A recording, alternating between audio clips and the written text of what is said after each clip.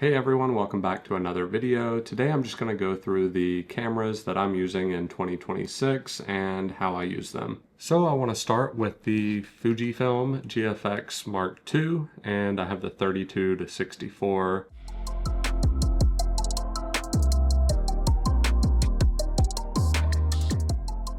And obviously this is the camera that I use for more serious shooting. If I want to take a big heavy lens out, I used it last week for a job for a therapy practice for headshot and shooting a space for their website.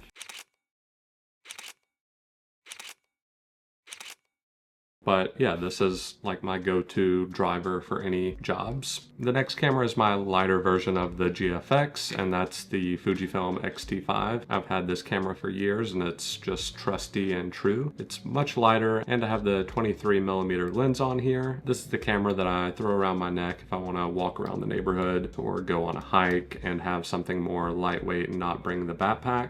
But yeah, love this camera. And I have one more digital camera, which you may have guessed I'm shooting on right now, but I'm gonna make a video on that a little bit later. For right now, it's gonna be my dedicated video camera. It's very small, smaller than the X-T5, and I'm excited to share my thoughts on that camera after I've had it a little bit longer. But on to film. This is my Canon AE1. So I normally switch up between Kodak and portrait film, but yeah, I love this camera. I've had it for about a year now. For the Canon AE1, I also bring that kind of like I do the X-T5. If I'm not looking to carry something like really large, I'll bring that camera out on a walk through the neighborhood at golden hour or on a hike. It's normally always in my backpack whenever I'm traveling. And then on to the last of my film cameras is the Olympus XA.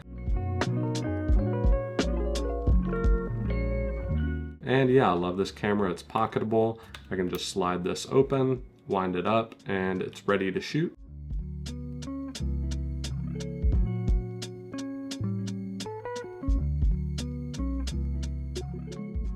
So yeah, recommend it if you're looking for a small pocketable film camera. I think I got this on Etsy, but yeah, that's the end of my cameras.